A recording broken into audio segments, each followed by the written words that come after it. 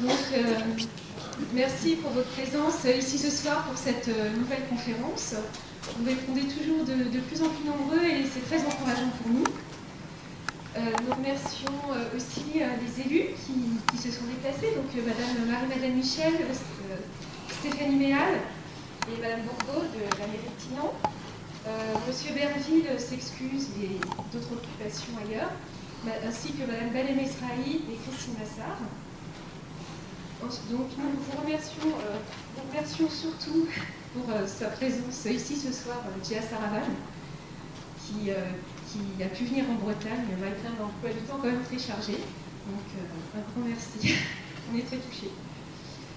Et merci à tous les donateurs qui, grâce à votre soutien, à vos dons, on peut continuer à organiser ce genre d'action de sensibilisation à l'autisme et aussi des actions en direction des familles. Donc on met en place des groupes de parole pour les fratries, des groupes d'entraînement aux habiletés sociales.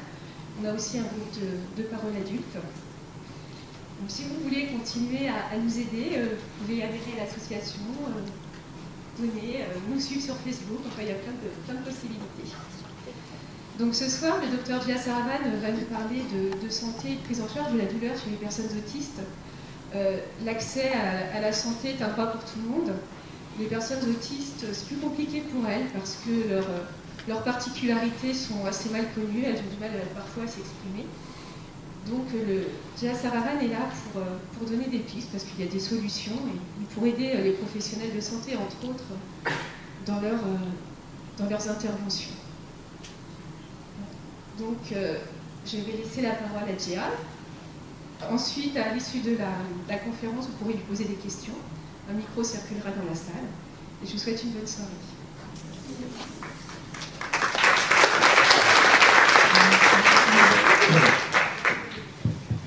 Merci beaucoup, Sylvaine. Je suis ravi de revenir en côté à mort. Je j'aime beaucoup la Bretagne, donc c'est pas la première fois que je suis là. Donc tu m'as dit de parler effectivement de la prise en charge de la douleur chez la personne autiste. Donc on va rentrer dans le sujet, mais avant je voudrais vous dire quelques petites généralités, comme on dit. Alors comme toute présentation, vous savez que la loi exige, je n'ai pas de conflit d'intérêt, ni de lien d'intérêt. Et juste pour vous dire, donc pas de conflit d'intérêt, puis je vous laisse lire sans drame, sans larmes, pauvre et dérisoire âme, parce qu'il y a des douleurs qui ne pleurent qu'à l'intérieur. Donc vous voyez, ça traduit bien actuellement la prise en charge de la douleur chez les personnes en situation de handicap et évidemment les personnes autistes. Autre chose aussi, ça a beaucoup changé ces derniers temps, je ne rentre pas dans les détails de la nosographie, comme on dit. À l'époque, on appelait les troubles en envahissement du développement, et puis c'est passé. Et actuellement, ce qu'on dit dans le manuel de diagnostic, psychiatrique et tout, DSM-5, ça s'appelle, on l'appelle trouble du spectre de l'autisme.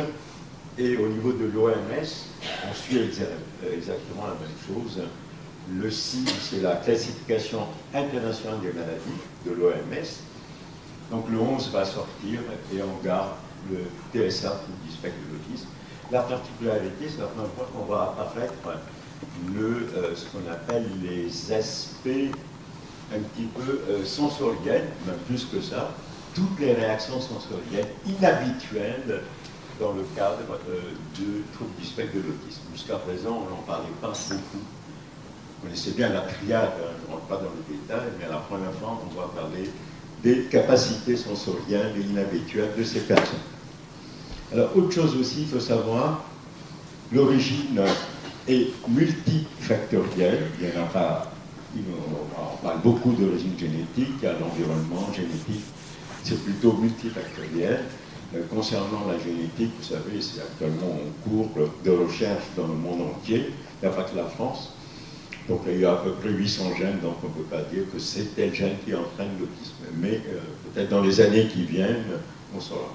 La prévalence, c'est 1% en France, 1 cas sur 100. Et majoritairement, ce sont des garçons. Vous avez, donc voilà, 3 à 4 garçons pour une fille. Donc vous voyez, majoritairement, ce sont donc, au niveau, ça touche plus, donc, les garçons. Par contre, ce qui est important, depuis quelque temps on en parle, parce qu'on nous a complètement négligés, ce sont toutes les pathologies organiques associées à l'autisme. Vous en avez un paquet. Donc là, je vous ai mis quelques-unes. On connaît la prévalence de l'épilepsie, on connaît la prévalence des troubles digestifs. Il n'y a pas que ça. Donc, tout ça, ça fait que, bon, vous avez aussi les troubles psychologiques associés à essentiellement l'anxiété et les troubles de l'humeur. Et tout ça, ça fait que ce sont des personnes au niveau symptomatologie, au niveau de leur fonctionnement, c'est totalement atypique. Ils ont aussi des problèmes de communication, donc la perception de la douleur et l'expression de la douleur chez eux différentes. Il y a tout le problème de la sensibilité avec hypersensibilité, sensorialité, je veux dire, qui est aussi, il faut tenir compte de ça dans la prise en charge. Et puis la plupart aussi, ils ont ce qu'on appelle les déficiences cognitives. Donc, il n'y a pas que ce qu'on appelle les autistes de haut niveau. Vous avez aussi dans le spectre des autistes qui ont une déficience intellectuelle, parfois même très grave, c'est-à-dire qu'ils n'ont pas de langage, ils ont un retard quand même important. Et voilà, donc le fonctionnement est atypique, l'expression de la douleur est atypique, donc la difficulté, bien sûr, la prise en charge.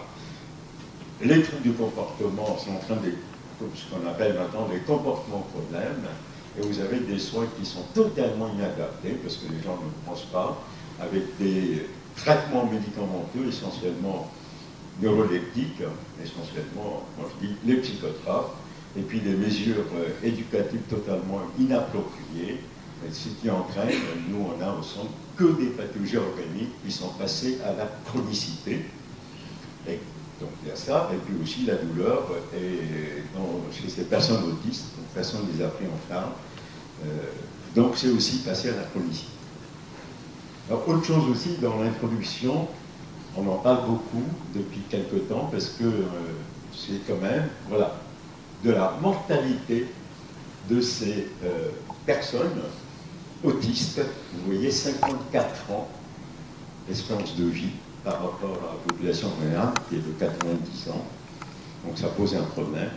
Et le risque est beaucoup plus important lorsque vous avez affaire à une forme très sévère d'autisme. Vous voyez, le risque de décès multiplié par 5 et l'espérance de vie n'atteint que 40 ans. C'est une très belle étude qui a été faite, ça nous a mis un peu tous, donc c'est sorti en 2016-2017, donc c'est récent, vous vous rendez compte de l'espérance de vie qui est diminuée, avec des pathologies organiques associées, on passe des meilleurs, vous avez tout, le diabète, les anomalies lipidiques, les problèmes sensoriels, les problèmes neurologiques, etc. Et ce qui nous a aussi inquiété depuis quelque temps, c'est que chez les personnes TSA, ce qu'on appelle à peu près, qui n'ont pas de déficience intellectuelle, il y a un taux de suicide important. Et vous avez, tout ça, vous voyez, vous avez toutes les pathologies, regardez, accidents, maladies infectieuses, maladies cardiovasculaires, les pathologies gastro-intestinaux. Donc, on insiste beaucoup, maintenant, il faut prendre en charge ces personnes, les soins de base, ce qu'on appelle, et puis il faut tenir compte aussi de ces comorbidités lorsqu'on parle maintenant des troubles du spectre de l'autisme. Il y en a beaucoup, il faut donc les prendre en charge. Alors juste, je vais aller assez vite pour vous dire, voilà, l'histogramme des décès prématurés. Vous voyez, on oublie, vous avez la pathologie cancéreuse, vous avez les problèmes endocriniens, les problèmes psychologiques, les problèmes cardiovasculaires, neurologiques, respiratoires, digestifs, toujours comparativement à la population générale. Vous voyez, la prévalence est importante dans la population TSA, que ce soit le TSA de ce qu'on appelle la déficience intellectuelle sévère ou, bien sûr, déficience modérée. Et puis, vous voyez aussi, tout ce qui est en gris, c'est la population générale. Le reste, c'est population autistes. Et vous voyez donc, ils font toutes les maladies dont elle a un petit peu négligé jusqu'à présent. Donc, vulnérabilité particulière de ces personnes sur le plan somatique et les accès à des soins pour eux performants, comme on dit, c'est souvent, les familles le disent bien, parsemé d'obstacles.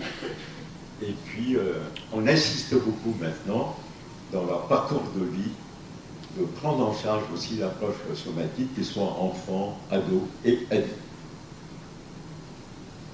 Alors, concernant les soins, dans ce cadre-là, donc causes multifactorielles et tout, concernant le soin, sachez que maintenant, il y a beaucoup de symptômes ou même des comportements qui ont été toujours dit « Ah ben c'est lié à l'autisme », ce qui est totalement faux. Rien à voir avec l'autisme, on connaît bien ce qu'on appelle la sémiologie, la triade de l'autisme. Tout ça, anxiété, agressivité, agitation, on a toujours dit « Ah ben non, c'est directement lié à l'autisme, on ne peut rien faire ». Ce qui est totalement faux, mais vous avez encore des écrits là-dessus, qui n'a rien à voir. Tout ce qui est anxiété, agressivité, l'agitation, absence de concentration, les troubles du sommeil, il n'y a rien à voir avec l'autisme. C'est des comorbidités associées qu'il faut prendre en charge, parce qu'on les laisse évoluer. Donc, quand vous voyez dans les articles, c'est marqué des prétendus comportements autistiques, ben, ça entraîne un impact néfaste, non seulement sur la personne, parce qu'on ne les prend pas en charge, on dit, ah ben non, c'est lié à l'automutilation, par exemple, c'est lié à l'autisme, on ne peut rien faire, c'est faux. Et donc, et non content de ça, impact aussi, néfaste aussi au niveau de la famille, et bien sûr au niveau de la société en général. Donc, vous voyez, les problèmes de soins, ça pose aussi... alors, les autres difficultés, la douleur et tous les problèmes organiques, les pathologies organiques se présentent bien souvent, je dirais, sur des formes totalement atypiques. Donc, il y a un rejet de ces manifestations, évidemment. Je reviens, on parle de comportement de l'autisme qui n'a rien à voir. Ce sont des pathologies organiques qui peuvent être douloureuses ou pas, qu'il faut rechercher. Alors, je vous donne quand même les difficultés. Les difficultés, c'est évidemment lorsque vous avez un autiste qui a des problèmes de langage, difficulté donc à communiquer, c'est un obstacle, évidemment, l'accès des soins, hein, il ne s'est pas parlé, donc un peu compliqué. Deux études, je ne vous en parlerai pas d'autres études. Nicolas Deis, en 2013, il a fait une très belle étude, c'est les autistes de haut niveau. Il a donc un questionnaire bien fait et tout. Et vous voyez la conclusion que je vous donne, est qu'un tiers des autistes de haut niveau, pourtant ils ont le langage, il y a tout, ne recevaient des soins appropriés. Juste un tiers. Le reste, c'était du n'importe quoi. Alors moi j'ai marqué que ce genre de soins, elle n'est pas optimale du tout pour les personnes qui sont très sévèrement atteintes, c'est-à-dire avec une déficience intellectuelle sévère. Deuxième étude qui a été faite par les familles aux États-Unis, sur le territoire américain, avec les associations de familles, en 2014, et regardez le retour des questionnaires de ces familles disaient, et ces associations disaient que uniquement que 22% de retour des questionnaires estimaient que leur enfant, ado ou adulte, atteint donc de TSA, avait reçu une évaluation assez correcte, je veux dire, des symptômes des soins. Vous vous rendez compte, 22%, le reste, c'était du n'importe quoi, même aux États-Unis. Donc, l'accès aux soins du neuro, quel que soit l'âge des personnes TSA, est à l'heure actuelle un véritable parcours du combattant. Moi, je vais vous dire une chose, pour le plus dire au début, je tiens à remercier toutes les familles, toutes les associations de familles, les personnes autistes, qu'ils soient d'ailleurs autistes sévèrement atteints, ou ce qu'on appelle les autistes aussi de haut niveau, ils m'ont tout appris dans mon métier de base de médecin. Je n'ai pas appris ça dans mes livres, c'est eux qui m'ont appris, donc je dis toujours à mes collègues, tenez compte de ce que disent les familles qui connaissent bien leurs enfants. Donc, et tenez compte également des personnels soignants et non soignants qui s'occupent dans les institutions médico-sociaux de ces personnes autistes parce qu'ils connaissent bien.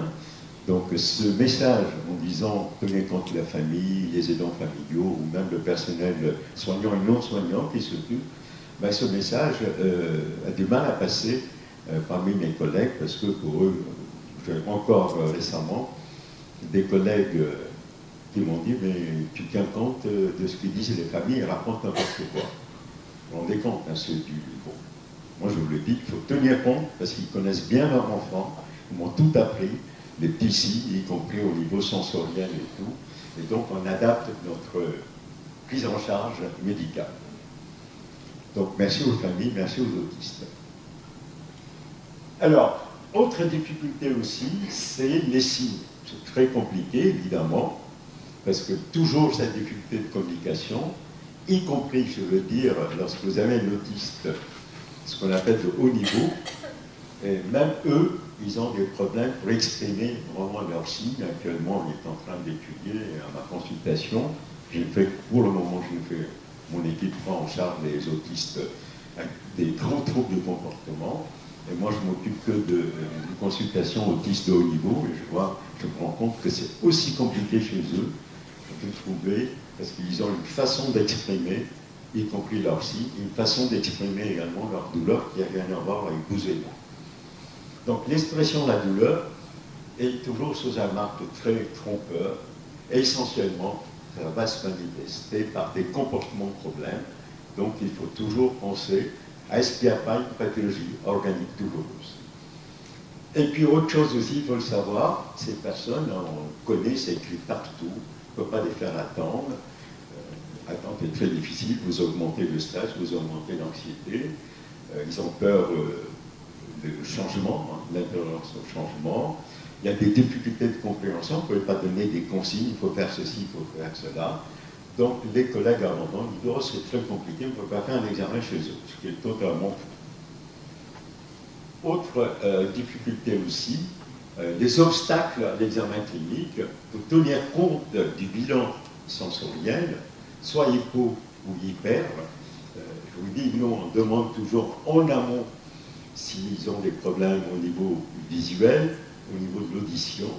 Si la secrétaire a marqué, oui, ils sont sensibles au bruit, ben, ce qu'on fait, on s'adapte, c'est-à-dire qu'on va parler doucement. Le timbre de notre voix va se... Et dans le centre, dans le service, hein, ça va être le calme, pour ne pas les... Donc vous tenez compte de tout ça.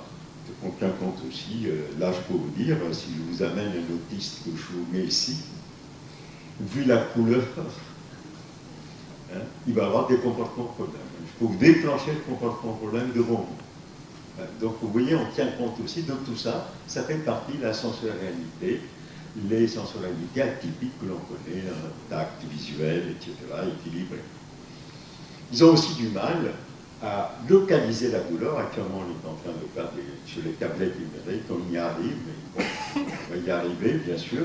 Même s'il est autiste dyscommunicant, il peut montrer sur un schéma, aussi bien un garçon ou fille, là où il a mal. Donc c'est une question d'apprentissage. Et puis il y a aussi l'incompréhension des explications, et puis il faut tenir compte de l'état émotionnel aussi de ces personnes. Et puis il y a autre chose aussi, hein, c'est pas du tout pour critiquer, mais c'est un manque d'information des professionnels. Vous savez qu'il n'y a absolument pas, au niveau du cursus déjà des études médicales, il n'y a même pas une heure de cours sur la personne en situation de handicap. Alors vous voyez ce que ça peut donner, hein. Ils ne sont pas du tout formés. Donc là c'est au niveau médical, mais c'est pareil au niveau des études paramédicales. Donc il faut bien connaître sur les spécificités, bien sûr, de la personne autiste. Il faut connaître aussi les risques thérapeutiques, le risque de traitement prescrit par nos collègues, essentiellement neuroleptiques, psychotropes, prescrits par nos collègues psychiatres, parce qu'à la longue, ça entraîne des effets secondaires épouvantables, il faut le connaître, et qui entraînent des troubles de comportement. Et puis aussi, certains médicaments qui sont prescrits par nos collègues peuvent entraîner également des comportements problèmes, donc il faut connaître. Il faut donc sensibiliser les professionnels là-dessus. On dit toujours, parce qu'il y a un trouble de comportement, on met des médicaments, parfois ça ne sert à rien, il faut faire ce qu'on appelle une fenêtre thérapeutique, il faut tout arrêter et bien analyser les comportements problèmes et surtout pensez, c'est peut-être une pathologie organique douloureuse. Et ne pas les sédater par des produits neurologiques. Et puis, autre chose aussi qu'on oublie, c'est qu'on vous met un traitement, il n'y a absolument pas de suivi après. Nous, on voit des traitements qui ont été mis lorsqu'ils étaient enfants, les autistes, à l'âge de 5 ans, ils ont maintenant 30 ans, 35 ans ou 40 ans, et ce médicament n'a pas du tout été changé, ou même rajouté d'autres produits, sans aucun suivi, sans aucun bilan sanguin, et vous avez toutes les conséquences des effets secondaires de ces produits à la longue et ce que ça peut entraîner. Donc tout, troubles digestifs, etc., etc. Donc attention à ces produits, il faut bien connaître, et aussi certains entraînent des comportements toxiques. Alors, juste, je ne vais pas rentrer dans les détails, hein, depuis 1943, tous les produits ont été utilisés chez les autistes, tous les produits, hein, il y a tout.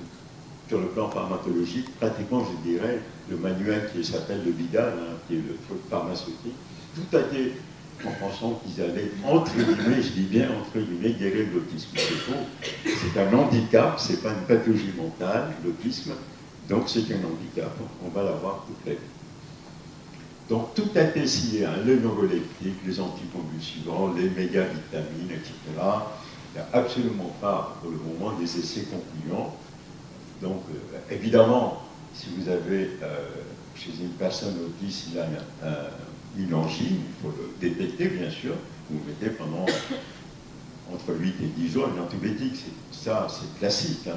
Mais pas tout ça, on disait, on mettait ça d'une façon régulière, et ça entraînait aussi des effets secondaires importants. Alors, ce qu'on a fait, en 2012, l'HAS, j'ai participé, les recommandations de la Haute Autorité de Santé, en 2012, pour les enfants et ados, et c'est bien marqué, toute prescription médicamenteuse doit s'inscrire dans un projet personnalisé. La recherche systématique des pathologies organiques est indispensable. C'est bien marqué, et en cas de changement brutal de comportement, il faut impérativement aller rechercher une cause organique. A priori, c'est bien marqué, une pathologie organique douloureuse. Personne n'a tenu compte de ça. L'évaluation de la douleur, et c'est marqué aussi, est essentiel dans le cadre de cette prise en charge des enfants et des ados, et c'était écrit dans la recommandation de bonne pratique de la Haute Autorité de Santé. Je vous rappelle, hein, c'est écrit, je vous ai juste... Donc, vous voyez, il faut tenir compte des spécificités sensorielles, des spécificités cognitives, comportementales. Donc, l'expression de la douleur est totalement différente par rapport à un individu normal, ce qu'on appelle les individus neurotypiques. Alors, ceci étant dit, évidemment, hein, bonne parole, mais je pense que pour vous, ce qui est important, c'est la partie, ce qu'on appelle pratique, les éléments pratiques qui peuvent vous dire que cette personne a des comportements problèmes, c'est peut-être lié essentiellement à un phénomène douloureux, douleur quelle qu'elle soit. Donc, beaucoup ont travaillé là-dessus, dans le cadre des phénomènes douloureux chez la personne autiste, et je vais vous donner un peu maintenant tout ce qui est validé, comment prendre en charge, bien sûr, ces personnes dans le cadre des comportements problèmes. Alors, les études, je vais vous dire, pour l'évaluation chez cette personne, c'est très limité. Deuxième chose, ce sont des populations totalement hétérogènes. On prend des adultes, on les mélange avec des enfants, donc c'est pas comme ça qu'on fait.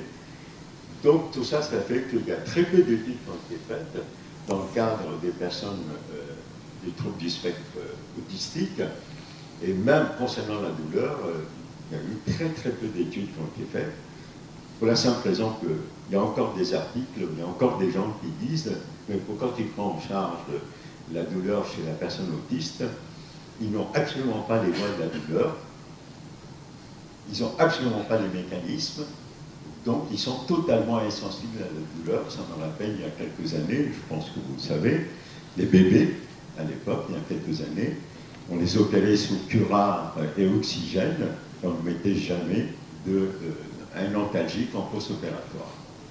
Donc on considère maintenant les enfants autistes comme exactement le bébé il y a quelques années. On dit, mais pourquoi tu prends en charge? Ils sont totalement insensibles, ce qui est totalement faux.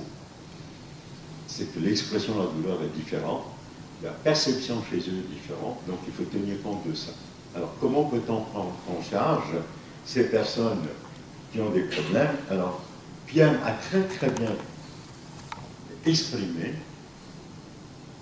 Voilà, vous avez une personne qui a mal, personne PSA si vous voulez, et le grand ponte, n'est-ce pas, hein, le grand Manitou médical, hein, il a tout le pouvoir, n'est-ce pas?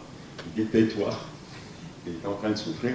Je ne sais pas si vous avez connu, hein, dans ma jeunesse, quand j'étais externe interne, quand j'arrivais à l'hôpital, il y avait le H, il y avait le silence. Le silence a disparu, mais le H existe toujours à l'hôpital, mais le silence, il n'y est pas.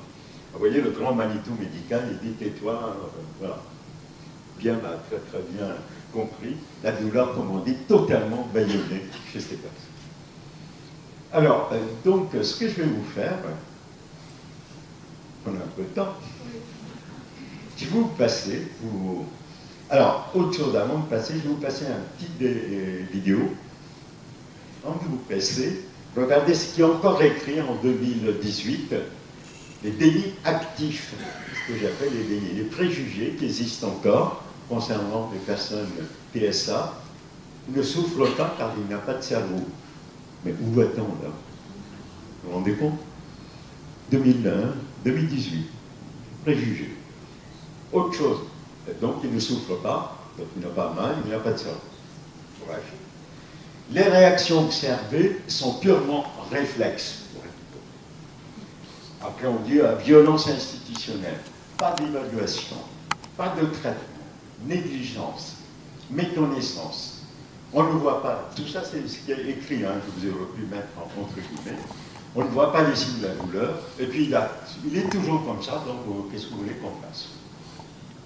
Voilà, c'est les préjugés qui existent encore dans beaucoup de la tête, enfin, l'esprit des gens, y compris des soignants, je veux dire, il n'y a pas que les non-soignants, y compris au niveau des soignants, voilà les préjugés, les dénis actifs, comme j'appelle, qui existent encore.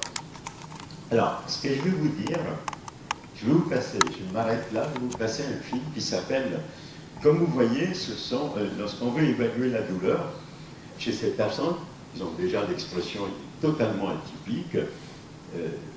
Un individu normal, vous avez deux types d'échelles pour évaluer la douleur, c'est-à-dire que si vous êtes un individu qui a le langage et tout, c'est vous qui allez évaluer votre douleur, ça s'appelle l'auto-évaluation. C'est vous qui évaluez, parce que vous êtes capable d'évaluer sur une échelle, par exemple, vous êtes capable de me dire, ah ben, je peux coter ma douleur à 8 sur 10, vous voyez. Par contre, la plupart des personnes autistes, ils sont dyscommunicants, c'est compliqué, des échelles d'auto-évaluation. Dans ce cadre-là, on se sert des échelles, ce qu'on appelle d'hétéro-évaluation, c'est-à-dire que c'est le personnel qui va évaluer la douleur de l'autre. Ça s'appelle les échelles d'hétéro-évaluation. Donc c'est ça qu'on utilise le plus pour ces personnes atteintes TSA. Donc, alors, vous allez me dire, il n'y a pas que les échelles, hein, ça ne veut rien dire, mais vous avez aussi ce qu'on appelle, moi je dis toujours, même une personne autiste qui a une déficience intellectuelle, qui n'a pas de langage, mais il y a quand même une expression, comment il parle. Quand je dis comment il parle, en fait, c'est le corps qui parle, ça s'appelle le langage du corps. Il n'y a pas d'expression verbale, mais le corps parle. Il faut donc examiner, il faut observer le corps. C'est pour ça que le DVD qu'on a fait, pédagogique, ça s'appelle le langage du corps. Je vais vous passer juste l'exemple d'Alexis, qui a 13 ans, il est autiste dyscommunicant sévère, comme on dit. Et je vais vous retrouver. Voilà. Alors, il faudrait qu'on entendre le son.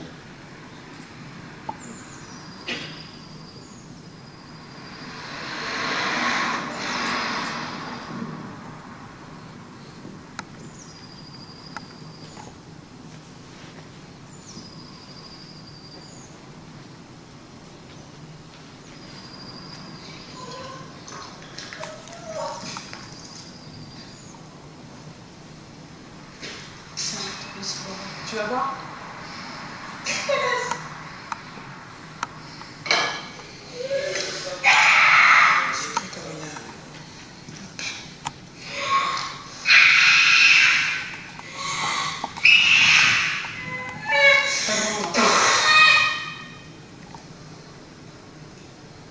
Qu'est-ce que je fais, hein? Je lui donne ou pas?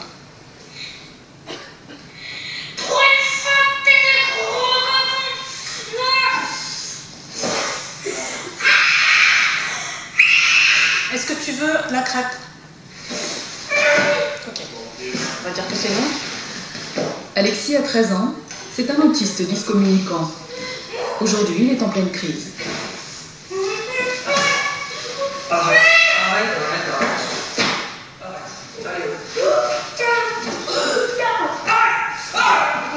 Il t'a mordu? Qu'est-ce qu'il t'a fait? Oh la vache.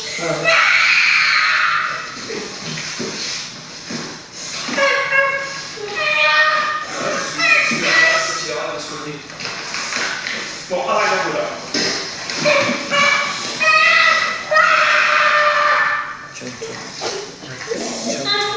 Ses parents sont obligés de lui attacher les mains et les pieds pour le protéger avant tout de lui-même, car il se griffe jusqu'au sang et se donne des coups. Ils doivent aussi vider le salon de tout ce qu'ils pourraient utiliser pour se faire mal. La fenêtre porte encore les marques d'une précédente crise. Arrête de mort, tu m'as déjà mordu, ça va? Arrête, Alexis. Arrête.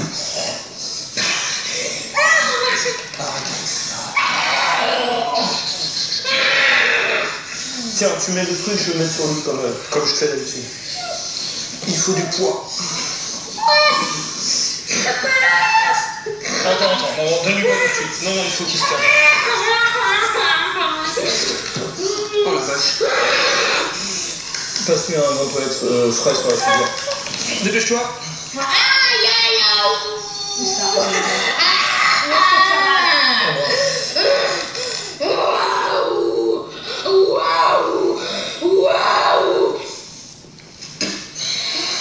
Cela fait 3 ans que les journées d'Alexis et de ses parents sont rythmées par des crises plus ou moins espacées et de plus en plus violentes. Là, il va se calmer. C'est courant, on va dire.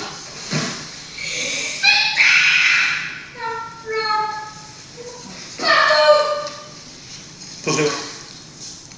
Voilà. Par jour, c'est très variable d'un jour à l'autre. Il y a des jours où ça va être moins et des jours où ça va être, on va dire, toutes les demi-heures. Enfin, oui, toutes les demi-heures.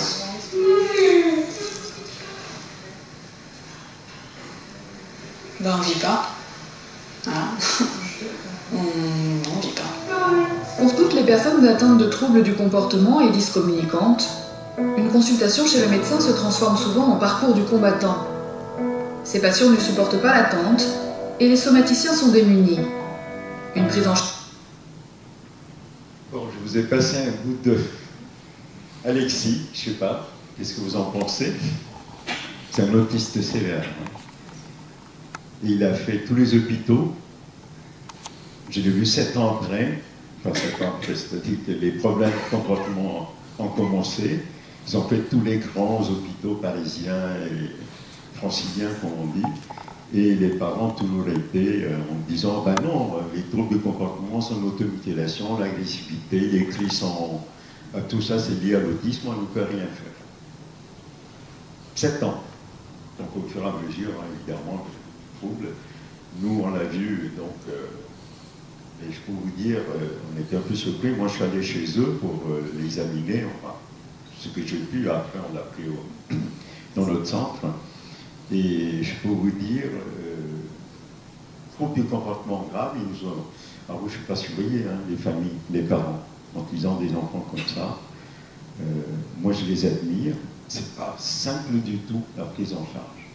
Surtout que vous savez très bien qu'il y a beaucoup des personnes autistes, que ce soit enfants, ados ou adultes, sont encore dans les familles, donc pas encore des institutions médico-sociales, que ce soit des IAE ou des masses. Il y en a beaucoup qui sont, majoritairement d'ailleurs, qui sont dans leur famille. Donc, vous voyez, Alexis a été ballotté d'hôpital en hôpital, de médecin en médecin, personne n'a songé à l'examiner. À chaque fois, on disait, ah ben non, il y a l'autisme.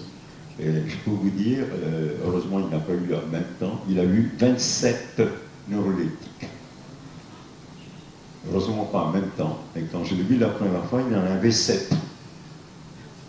7 associés, qui est interdit généralement. C'est pour ça qu'on se dit toujours à mes collègues, je travaille beaucoup, parfaite collaboration avec les collègues psychiatres, mais il y en a certains, vous savez ce qu'ils aiment comme dessert? Vous avez une idée? Mes collègues psychiatres? Comme gâteau, hein, je parle pas des fruits. Non, vous n'avez pas d'idée? Et les millefeuilles. Vous savez pourquoi je dis ça? Les millefeuilles. Une couche, deuxième couche, troisième couche, cinquième. Voilà. Ils adorent ça, les collègues psychiatres. Pas tous, hein, je dis bien. J'en connais certains. Bien. Alors, je vais vous donner maintenant, on revient sur... puisque le langage du corps dure... C'est un DVD pédagogique, ça dure 32 minutes. Hein, je n'ai pas trop le temps de vous passer ça. Et je reviens sur le programme.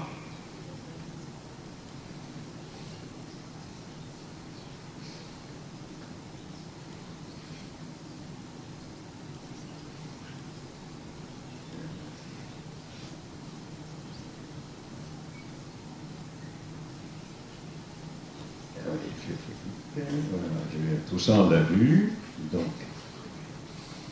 Puis après je vais répondre à vos questions. Donc on était là, je vous ai dit les dénis actifs. Alors autre chose aussi concernant la douleur, hein, sachez à chaque fois on disait douleur psychique, douleur physique. Nous ne faisons pas encore des visions dualistes, comme on dit, entre le corps et l'esprit. En ce qui nous concerne, on parle simplement de la douleur. Je vais vous donner juste la définition universelle, traduite dans toutes les langues, dans tous les dialectes, pour une fois que les médecins sont tous mis d'accord. La définition de la douleur, je vous laisse lire. Expérience sensorielle et émotionnelle, ça veut tout dire, sensorielle et émotionnelle. Vous avez donc la douleur psychique là-dedans. Désagréable, associée à un dommage tissulaire, une lésion, bien sûr, ou ça, vous pouvez avoir également des douleurs sans lésion. Donc ça, c'était la première partie de la définition qui a été faite par l'Association internationale de l'étude de la douleur, IASP. Et puis, donc ça a été admis partout, dans tous les pays, dans le monde entier. Et puis on a dit à un certain moment, écoutez, ça c'est bien, l'expérience sensorielle et émotionnelle, ce sont des patients, là c'était dans le cadre des pathologies, hein, ce sont des patients qui peuvent s'exprimer, qui ont le langage, mais quid des gens qui ne peuvent pas s'exprimer. Du coup, la définition a été élargie, ils ont rajouté l'incapacité de communiquer verbalement, ne mis d'aucune façon possible, qu'un individu éprouve la douleur et qu'il ait besoin d'un traitement approprié. Donc ça, c'est la définition complète de la douleur. Donc, vous tenez compte, pour ça je vous dis, chez les personnes dyscommunicantes, tenez compte du langage du corps. Ça, c'est la définition complète. Et je dirais beaucoup plus loin aussi, lorsqu'on parle de la douleur, y compris dans la personne PSA, il faut tenir compte de beaucoup de choses. Il faut tenir compte de ce qu'on appelle la douleur globale. Vous avez la douleur physique, la douleur psychique. N'oubliez pas la douleur sociale, culturelle, ça dépend d'où ils sont. Et puis également la douleur spirituelle, ça dépend aussi d'où ils sont.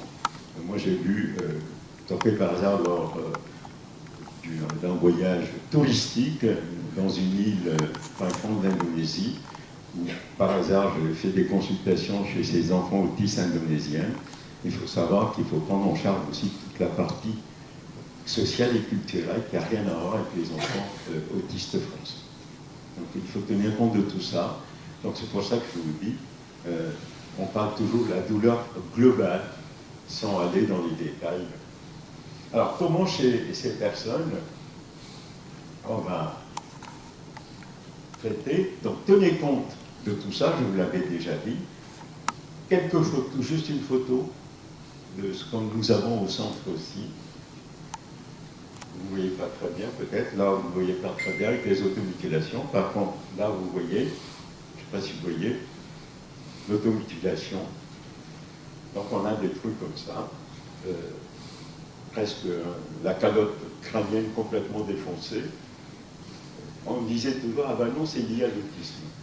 Alors qu'il n'y a rien à voir avec l'autisme. Alors, donc on a un centre, hein, je ne rentre pas dans les détails du centre, bon, il est référencé maintenant. Voilà, tout ce qu'on fait, il y a des difficultés, on connaît, l'obstacle de l'examen clinique, le stress de l'attente avant l'examen, le dépistage de signes d'alerte. Donc on a écrit maintenant ce qu'il faut faire, ce qu'il ne faut pas faire. Il n'y a pas de délai, il n'y a pas de salle d'attente, donc ils sont pris. Autre chose aussi, on prend son temps. Nos consultations durent 2 heures. On prend son temps pour examiner, on laisse, on ne se précipite pas.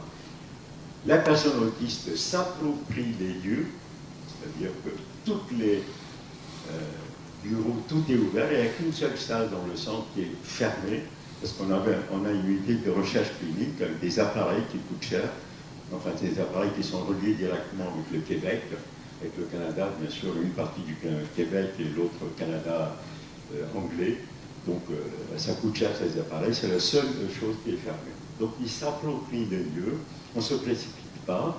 Pour les examens, on a du mal à faire comprendre ça à mes collègues, on ne se précipite pas. Par exemple, je sais que les infirmières, lorsqu'elles font un électrocardiogramme, par exemple, ben, elles ne se précipitent pas, elles l'expliquent, même s'ils sont discommunicants, n'oubliez pas, et ça on insiste nous, quand c'est des enfants, on peut les tutoyer, il n'y a pas de problème. Mais quand c'est des adultes, on vous voit. C'est le respect de la personne. Et ça, c'est très important, même dans le cadre de l'autisme. Tutoiement, même dans les services de pédiatrie, on tutoie des enfants. Là, c'est pareil. Mais lorsqu'ils sont des adultes, on ne dit pas tu. Un seul mouvement, c'est un respect. Et je vous disais, les infirmières, lorsqu'elles doivent faire un électrocardiogramme, elles ne se précipitent pas, elles prennent les patchs, vous savez. Elles montrent, elles se font elles-mêmes, elles montrent où est-ce qu'elles doivent mettre les patchs. Et puis finalement, vous voyez que l'enfant ou l'ado ou l'adulte, il prend, il se le colle d'une... Alors évidemment, il se colle un peu n'importe où, on aligne un peu pour faire un électro. Donc vous voyez, on explique ce qu'on fait et on arrive donc à faire un examen clinique valable. Et là, c'est pour tout ce qui est examen paramédical, c'est-à-dire les prises de sang, l'électrocardiogramme. Et moi, j'explique toujours aux médecins, quand vous examinez, moi je dis toujours, hein, je dis voilà, je vais ausculter votre cœur. Moi, avant de le faire, il regarde, moi je le fais sur moi, j'ausculte mon cœur. Vous voyez, c'est ça, ce qu'on appelle, il faut s'adapter. Autre chose, il faut toujours s'adapter à la personne. Ce n'est pas à eux de s'adapter. C'est-à-dire la personne autiste, vous ne pouvez pas donner des consignes, c'est à vous de s'adapter. Ça nous est déjà arrivé chez des enfants autistes de faire l'examen couché par terre. Moi d'un côté pour l'examen clinique, l'autre côté l'infirmière pour faire des prises de sang. Donc on s'adapte, bien qu'on soit dans un hôpital. Alors, voilà, ça a été acté maintenant, officiellement. Voilà la perception de la douleur. Comment? Alors j'ai essayé de vous mettre le mot technique, ça s'appelle là, comme vous voyez, ce sont des signes que l'on doit observer qui, théoriquement, égale phénomène douloureux. Ça peut être associé ou pas. Vous avez l'agressivité, comme Alexis, qui était agressif, électro-agressivité d'ailleurs. Généralement, l'électro-agressivité, c'est vis-à-vis des parents, comme il avait mordu son père, toujours vis-à-vis des parents, la fratrie, vous aviez l'électro-agressivité des personnels soignants ou non soignants d'une institution médico-sociale qui connaît. C'est toujours comme ça. Si on ne fait rien, l'automutilation, qui commence d'ailleurs très facilement au niveau des poignets, parce que c'est facile de porter à la bouche, donc au niveau des poignets, si on ne fait rien, et ça c'est classique dans, je dirais, dans l'ordre croissant des automutilations, ils vont se balancer sur le mur, ils vont se fracasser le crâne, ils vont se faire des automutilations au niveau du visage ou le moule, puis après ça fait tout le corps, l'automutilation. Autre signe pour la douleur, comme Alexis, hein, des cris, sans problème particulier, crier, vous voyez dans la vidéo. Et puis autre chose, je ne vous ai pas dit aussi, Alexis avait des troubles du sommeil aussi, troubles du sommeil, et puis, si on ne fait rien, évidemment, l'explosion violente qu'il expliquait, vous avez bien vu, en partie DVD, il avait, quand je dis explosion violente, il avait cassé les vitres, et quand la première fois que je suis allé chez lui, c'était un pavillon, il n'y avait même pas de porte d'entrée, il avait démoli la porte d'entrée. Quand vous rentrez, il y avait la cuisine, là, la cuisine était reconstruite, et à droite, il y avait la cuisine, il avait tout démoli. Il n'y avait plus de frigidaire, il n'y avait plus de gazinière, tout était démoli. Donc c'est ce qu'on appelle l'explosion violente, totalement inexpliquée. D'un seul coup, pratiquement. Donc si vous avez ça, soit un ou deux, ou associés, vous êtes sûr et certain que votre personne atteinte de troubles du spectre de l'autisme a une pathologie organique douloureuse, c'est-à-dire que le médecin doit aller chercher l'origine de la douleur et faire un traitement adéquat.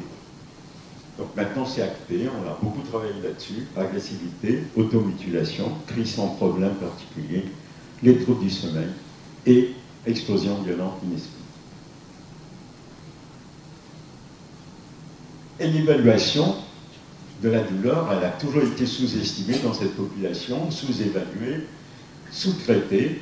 Donc il faut une prise en charge globale, une attention de chaque instant, une bonne connaissance de la personne. C'est pour ça que les familles connaissent bien leurs enfants, ils poussent plein de choses, ils nous apportent pas mal d'éléments, partage d'informations, bien sûr, entre les soignants, les parents.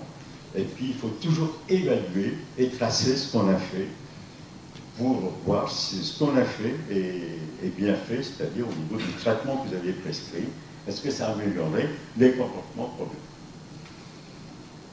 Alors, ça je vais passer. Voilà, ça vous l'avez, hein, je vous ai reproduit sur un très bon guide que je vous donnerai à la fin, tout ce qu'il faut rechercher devant un comportement problème, essentiellement au central, tout ce qui est affection somatique les plus fréquentes. Après, il faut aussi tenir compte de l'environnement et également de la personne, au contexte personnel de la personne PSA. Alors, on a travaillé beaucoup sur l'échelle de la douleur, on a fait beaucoup de choses. Hein. Bon. Alors, auto-évaluation, je vous dis, hétéro-évaluation, je vous en avais parlé. Alors, on a travaillé là-dessus, on a modifié une échelle qui s'appelle évaluation de l'expression de la douleur chez des sujets dyscommunicants, avec un travail qui a été fait par une neuropsychologue qui voulait faire sa thèse chez nous. Et donc, comme sujet de thèse, on lui a donné ça, et on a eu une subvention de la Fondation de France pour faire avancer les choses. Alors, c'est une échelle d'hétéro-évaluation. C'est vous qui évaluez les plaintes somatiques, les troubles du sommeil. Le médecin regarde s'il y a des zones douloureuses, les troubles du comportement. Et la suite, c'est tout ce qui est tonus, expression du visage, expression du corps, etc. Donc ça paraît long. Quand on est habitué, c'est fait en 2 minutes. Sauf que, nous on s'est dit, c'est bien, parce que les échelles d'hétéro-évaluation, telles que je vous l'ai mis, ça ne peut être fait que par des personnels soignants, c'est-à-dire infirmières, médecins ou aides-soignants, ou psychologues, ou les personnes de rééducation. Alors nous, on s'est posé des questions, puis des autres, c'est-à-dire que mon équipe un jour me dit, ouais, mais tout ça c'est bien beau, mais il y a beaucoup d'enfants, beaucoup d'ados, beaucoup d'adultes qui sont dans les familles. On a testé d'ailleurs chez les familles, c'était incapable, c'est compliqué de faire pour les familles. Et puis deuxième chose, dans les institutions médico-sociaux, on oublie, il n'y a pas que des infirmières, il n'y a pas que des aides-soignants, il y a des aides, par exemple, dans les maisons d'accueil spécialisées, vous avez des AMP, des éducateurs, donc ils ne pouvaient pas faire cette échelle d'évaluation. Donc l'équipe a travaillé, ils ont réfléchi pendant plus d'1 an, et ils ont fait valider une échelle qui s'appelle échelle simplifiée d'évaluation de la douleur chez les personnes dyscommunicantes avec trouble du spectre de l'autisme. Et cette échelle, donc, vous voyez, c'est simple à faire. Tout personnel soignant ou non-soignant peut le faire. Donc les familles peuvent le faire chez eux, quand ils ont des enfants, quand il y a des comportements problèmes. Vous faites cette échelle, vous êtes sûr et certain que lorsque la cotation totale est supérieure à 2 sur 6, vous êtes sûr et certain que le comportement problème de la personne autiste est lié à une pathologie organique douloureuse. Elle est validée maintenant, cette échelle, elle est très simple à faire. Bien sûr, dans les années qui viennent, peut-être dans un an, on va encore l'améliorer par rapport au retour, mais pour le moment, je peux vous dire, c'est une échelle qu'on a fait valider pour les personnes, pour détecter, pour évaluer la douleur chez les personnes atteintes de TSA, que ce soit enfants, adultes, ados et adultes. Après, il fallait rechercher, bien sûr, l'origine de la douleur. Parce que là, c'est bien beau, on détecte la douleur, chercher l'origine de la douleur, et apporter, bien sûr, et faire un traitement adéquat. Et puis, on peut refaire l'échelle après ce traitement pour savoir si ça a amélioré ou pas. Donc, cette échelle, elle est validée. Vous pouvez aller sur le site de Barclay-Vivant, elle est gratuite, hein. Vous pouvez le télécharger en PDF. Et de l'autre côté, en recto verso, comme on dit, vous avez le guide d'utilisation. Hein. Donc, c'est complètement gratuit. C'est fait exprès, justement, pour que les gens puissent aller le prendre. Alors, autre chose aussi, alors, en soutien des professionnels, je tiens beaucoup, savoir-faire avant tout, information mutuelle entre la famille, tenez compte toujours de ce que disent la famille, et les professionnels qui prennent en charge ces personnes TSA. Il faut aussi, ce qu'on essaie de faire, c'est de renforcer l'intégration des soins, faire des services en réseau, on ne peut pas tout faire, nous on sent qu'on ne peut pas tout faire, donc on a des réseaux, on essaie de travailler en réseau pour faciliter l'accès aux soins de ces personnes TSA, c'est pas évident, je vais vous dire. Et voilà, ça c'est aussi comme un fait validé, c'est tous les comportements, problèmes, où il faut penser, je dis bien, il faut penser et aller rechercher une pathologie organique, peut-être douloureuse ou pas, perte des acquisitions déjà acquises, changement soudain de comportement, ce qui s'est passé, parce que je n'ai pas le temps de vous passer pour Alexis. Alexis a évolué bien, avec toute une prise en charge, psychomote, orthophonie et tout. Il est évolué par palier, et puis d'un seul coup, il avait une perte de toutes les acquisitions, il y a un changement brutal des comportements. Et ça, vous êtes sûr et certain, c'est une pathologie organique douloureuse qui se manifeste. Colère, irritabilité, on reparle des troubles du sommeil. Lorsque vous avez, moi je vous dis, on n'a pas besoin de scanner, on n'a pas besoin de fibro, on n'a pas besoin de ceci, cela. Nous, on fait le diagnostic. Moi, quand les familles me disent, ou je l'ai déjà vu de moi-même, enfin, directement, lorsque vous voyez quelqu'un, un enfant ou ado, adulte, autiste, qui se tapote comme ça, pas besoin de fibro, j'ai pas besoin, je sais pourquoi. Ce sont des douleurs digestives avec un reflux gastro-duodénal, c'est-à-dire un reflux acide, et ça brûle. Vous avez toute la muqueuse qui est brûlée, ça remonte à un reflui. Et qu'est-ce qu'il fait si c'est un enfant ou un ado? Pour calmer la douleur, il se tape. Donc au bout d'un certain moment, c'est aussi une automutilation pour voir dans quel état est le thorax. Donc on n'a pas besoin de passer une fibro, donc on voit tout de suite un reflux. Voyez-vous, quand il se tape comme ça, ben, il faut aller voir s'il n'y a pas une otite, ou si ce n'est pas un abcès dentaire, ou si c'est une carie hémolytique. Donc voilà, changement dans l'appétit, c'est connu également. Tout ça, les grincements de dents, ce qu'on appelle le bruxisme, automutilation, je vous en avais parlé, ingestion constante, mâcher les vêtements, tout ça, ce sont des comportements problèmes, et toujours aller rechercher une pathologie organique. Et la plupart du temps, c'est une pathologie organique douloureuse. Alors, je vous ai résumé, puis après on pourra discuter, sur un schéma, tout ce qu'on a aller rechercher chez la personne qui est PSA, hein, comme on dit, personne autiste. Vous voyez, douleur. Alors, on connaît la prévalence de l'épilepsie, donc il faut toujours y penser. Il y a des choses aussi, vous voyez, simples qu'on oublie. Par exemple, nous, on a suivi, maintenant on sait, on a écrit, on a suivi le papa des enfants qui arrive à l'âge ado, puis surtout les filles à l'âge adolescent, et où il y a des troubles de comportement. On se dit, mais pourquoi ça allait relativement bien, une bonne évolution, puis d'un seul coup, un trouble du comportement. En fait, ça arrivait toujours à peu près à la même période, ben, c'était des douleurs de règles. On oublie chez ces femmes. Elles tombent toutes femmes, il y a des douleurs, elles ont des douleurs de règles, avec des comportements, problèmes parfois très graves, vous donnez un traitement pour calmer ces douleurs, et tout rend dans l'ordre. On n'y pense pas. Parce qu'elles sont autistes, ben voilà, c'est lié à l'autisme. Non, c'est faux. Elles ont des douleurs aussi monstrueuses. Donc il faut y penser. Vous voyez, tout ça, on a remarqué déjà. Au niveau de la peau aussi, il faut toujours examiner. Il y a des infections qui peuvent faire de mal. Bon, tout ça que je vous ai marqué, sinusite, otite moyenne, tout est passé à la chronicité, abcès, carie dentaire. Ils font des pneumonies, des insuffisances pulmonaires. Au niveau de douleur abdominale, ils ont des inflammations, ils font des ulcères gastriques, je vous ai parlé du reflux, les constipations, ça fait mal. Donc tout ça, il faut tenir compte. Et puis tout ce qui est musculo-squelettique. Quand je dis musculo-squelettique, au départ, on disait aux familles, bon, mettez-le pieds nus. Alors on dit, ah bon, il faut retirer les chaussures. Vous avez la voûte, vous savez, la voûte plantaire, elle est comme ça, hein, chez nous, normal. Et quand vous avez une voûte plantaire chez les personnes, les enfants ou ados, adultes, c'est trop tard, je dirais, une voûte plantaire qui est là, comme ça entraîne des douleurs, ça entraîne au niveau du genou, au niveau du bas du dos, des déformations musculo-squelettiques, ça fait excessivement mal.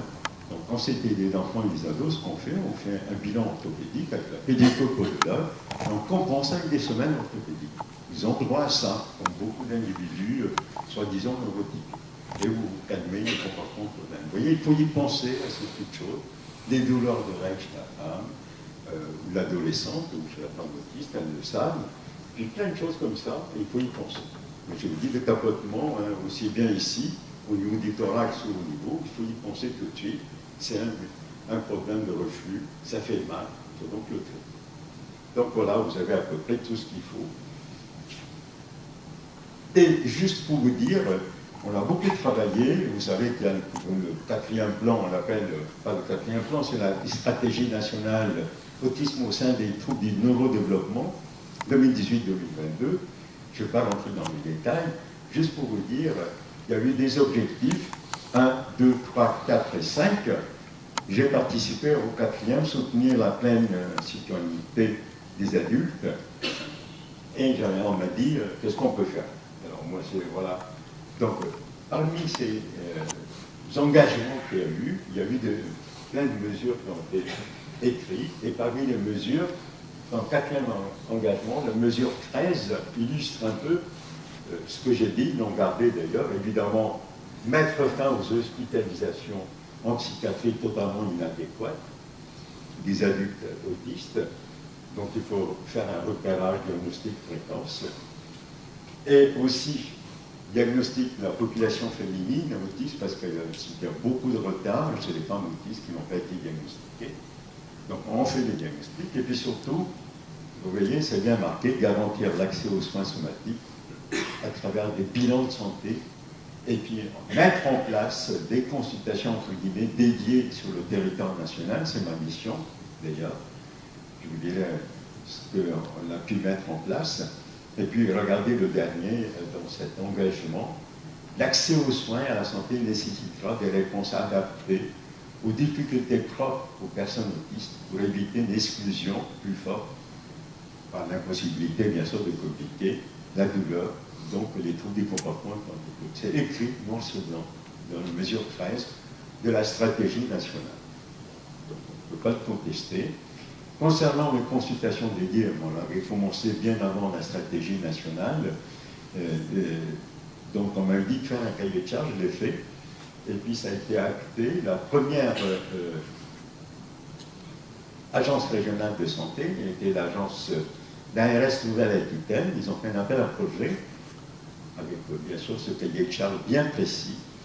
Et les hôpitaux donc, ont postulé, ils ont fait, puis du coup, on a retenu 2 consultations dédiées, comme on l'appelle. Pas comme le centre, hein. De toute façon, ces consultations dédiées, ils ont un partenariat avec le centre, on les forme, tout le personnel est formé, avec les mêmes protocoles et tout. Donc il y a une consultation dédiée à Bordeaux, qui va couvrir donc toute l'Aquitaine. Ils sont en train de le mettre en place. Ils ont pris un peu de retard, hein, Bordeaux. Et puis l'autre consultation dédiée est à Limoges. Ils ont déjà démarré en septembre 2018 et ça fonctionne. Limoges couvre tout ce qui est le Limousin, la Haute-Vienne, la Creuse et le Corrèze. Et Bordeaux va couvrir tout ce qui est le sud et le nord de l'Aquitaine. Donc on couvre toute la région Nouvelle-Aquitaine. Et après, il y a des familles, entre autres les associations de familles bretonnes, m'ont appelé, me dit ouais, nous, qu'est-ce qu'on va dire? Écoutez, les ARS sont autonomes, c'est à vous de monter au créneau, d'aller voir, mais pourquoi à côté ils ont mis, enfin, à côté, l'ARS Nouvelle-Aquitaine, ils ont mis en place, et nous, qu'est-ce qu'on fait? Donc, je remercie les associations de familles en 2018 qui sont montées, ils sont allés voir l'ARS, et puis ils ont fait un appel à projet.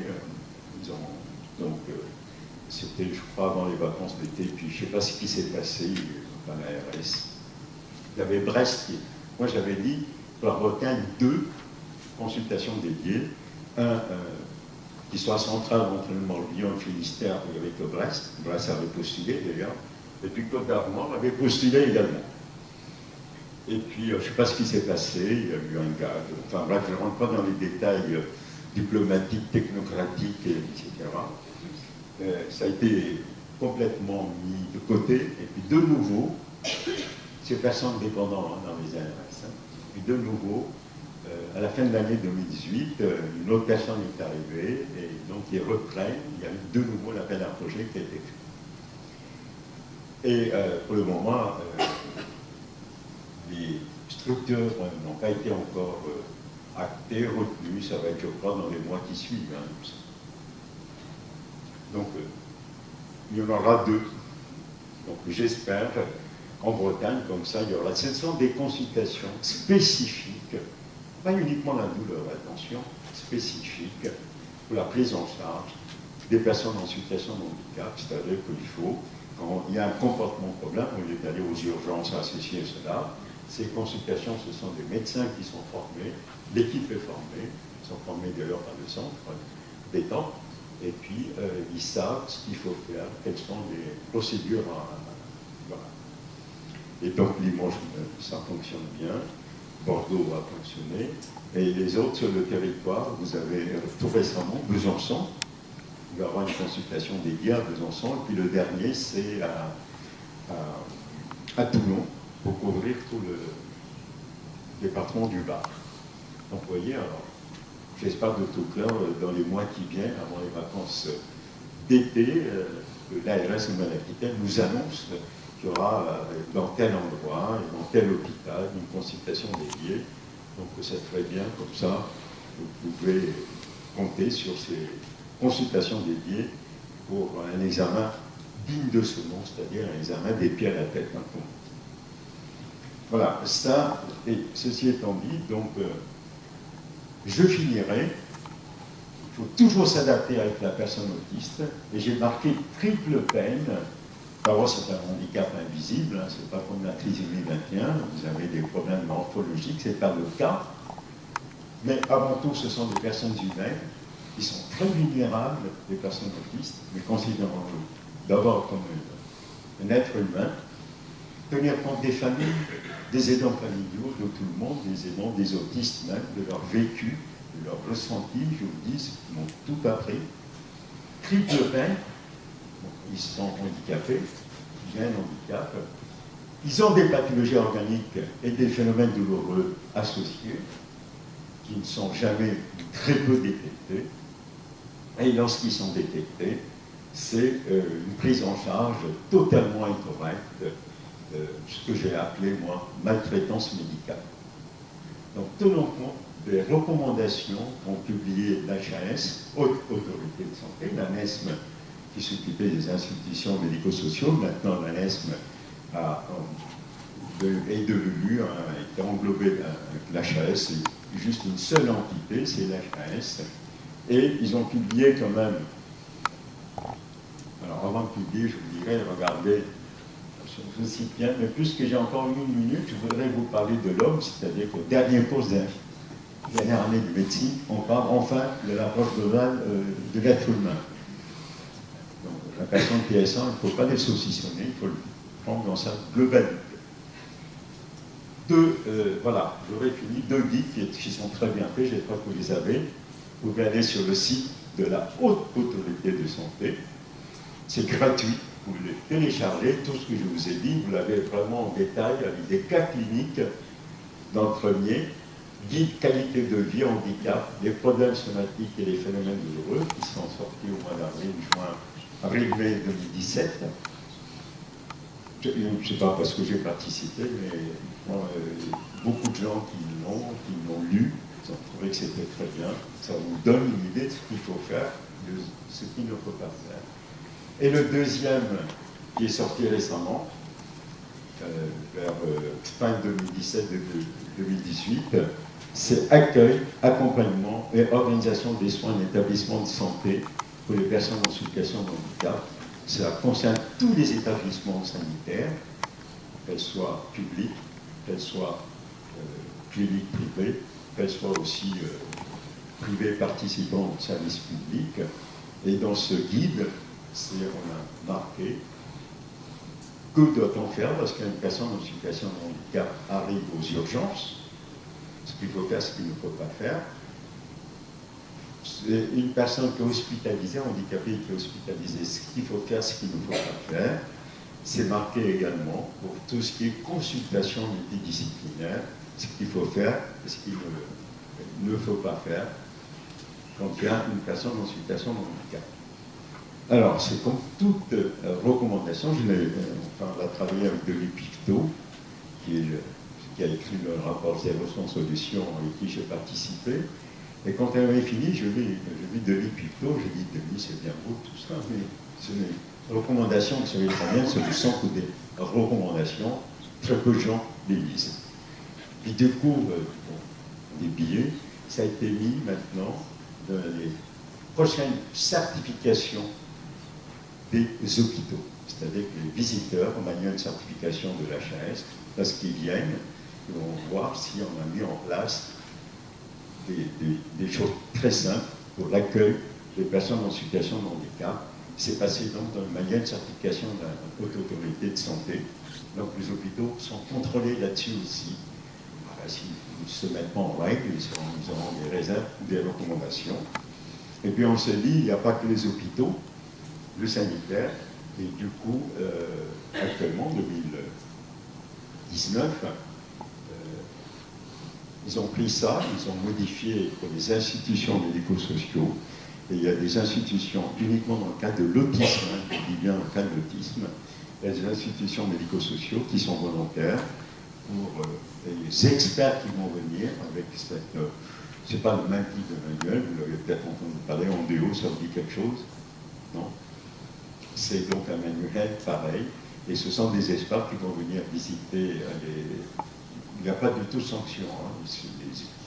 Ce sont des institutions qui s'occupent que de l'autisme, que ce soit MAS ou l'IME. Ils ont accepté pour voir s'ils font bien ce qu'on appelle leur travail dans les règles de l'art. Donc c'est une expérimentation sur l'année 2019 pour les institutions médico-sociales. Sinon pour le sanitaire, c'est déjà passé dans la certification des futurs hôpitaux. Voilà, j'ai fini et je suis prêt à répondre à vos questions, puis vous pouvez me contacter si vous voulez. Par mail, c'est plus simple. Voilà, est-ce que vous avez des questions? Allez. Je sais que c'est un peu tard. Ah, il faut allumer peut-être.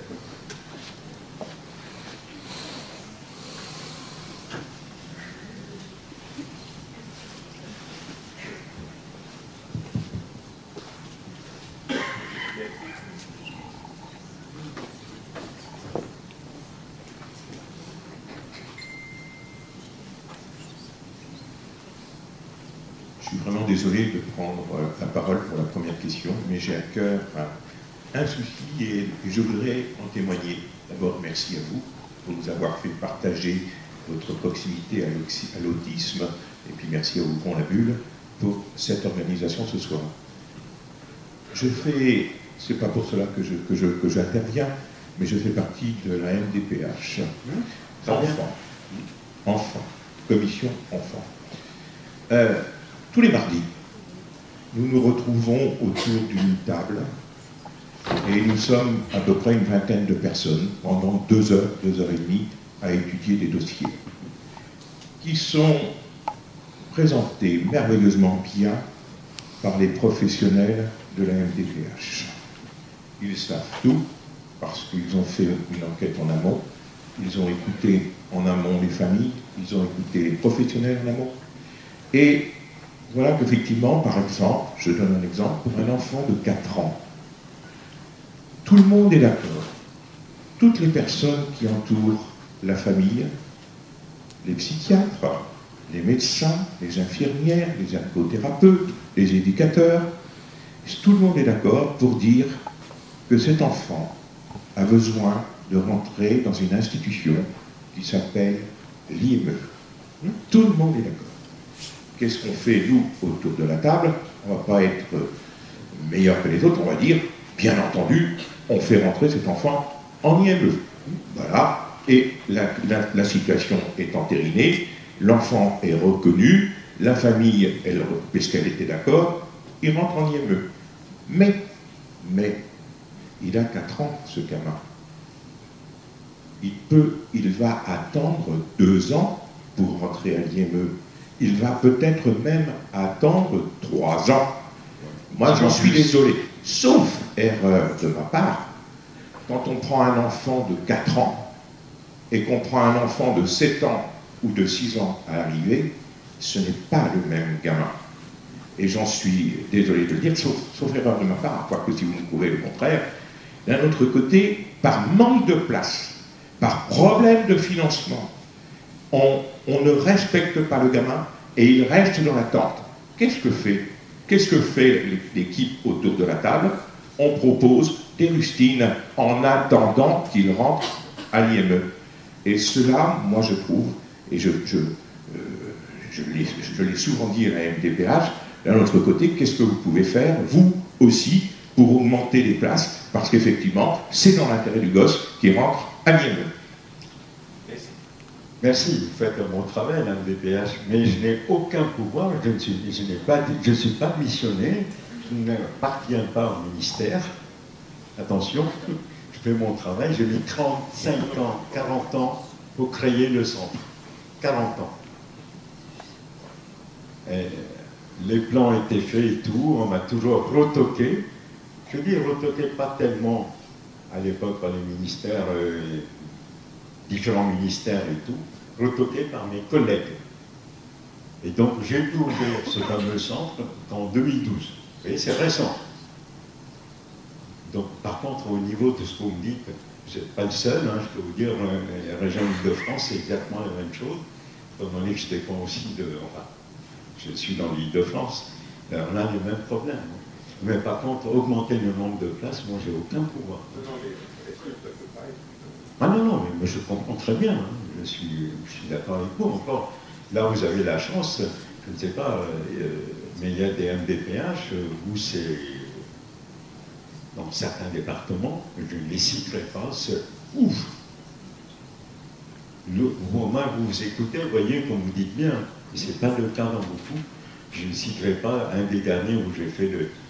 Vous savez que maintenant, on n'a pas besoin d'être psychiatre pour faire le diagnostic, comme on dit.